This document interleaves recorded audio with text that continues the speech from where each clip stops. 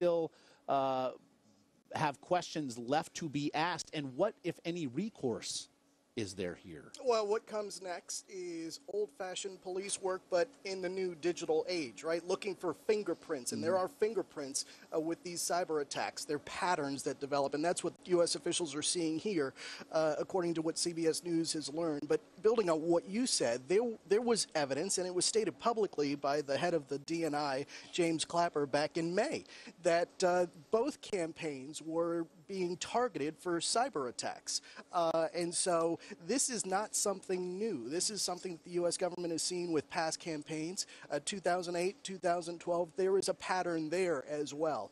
So in a lot of ways, it is surprising that the DNC didn't do more sooner to prevent something like this from happening. Jeff, go ahead. Yeah, I just want to point out, yes, it is entirely correct. In 2008, U.S. intelligence had information that Chinese hackers, Chinese government hackers, had hacked into the campaigns of both Barack Obama and John McCain. The difference here is that was viewed as just intelligence gathering, just trying to gather information so that they understood better where both the candidates were.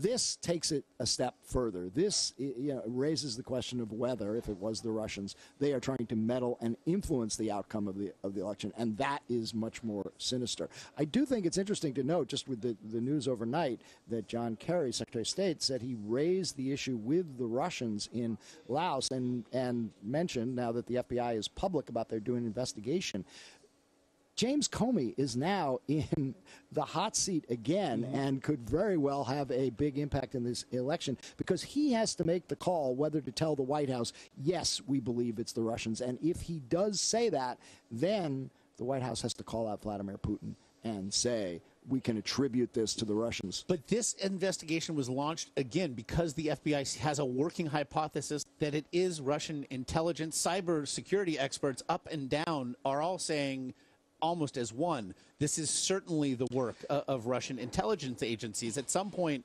it feels like the die is already cast here. Well, and that's what's really interesting, I think, here with this story, how this popped into the public atmosphere, if you will. It came from the campaign first. That sort of sparked this fire that then created this light that people are now really looking into. You have been looking into this for a long time, but now the media has caught on in a big way. And frankly, for the FBI with their statement and from other U.S. officials sort of indicating that, yes, the Russians are behind this. And in a lot of these cases, we've seen that they've been more cautious about coming out and saying, well, yes, China is behind this. They'll take their time and build their case. But in this case, they are coming out early. They led with their chin here. I mean, they were not shy about stating their working hypothesis. I also wonder, again, and with regard to essentially what you're saying, the timing of this has now ratcheted the stakes, if nothing else. And so we're already seeing this politicized, however, unsurprisingly. And I wonder what you think the implications are when you look at this, again, as the Clinton campaign using this as they can effort the idea that Donald Trump has been cozying up to Vladimir Putin, and perhaps this is just more evidence of it. Meanwhile, the Trump campaign using it to further say, again, with the revelation of what was in the emails in question, that the system is rigged.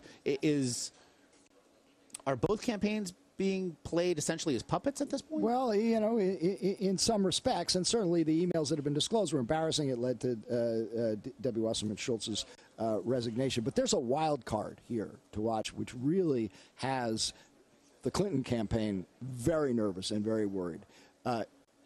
Julian Assange has suggested he has Hillary Clinton's emails from that private server in Chappaqua. Now, we don't know whether that's bluster. We don't know what he's really got. But they promised part one as well. This initial release was said to be part one. But as embarrassing as these emails have been,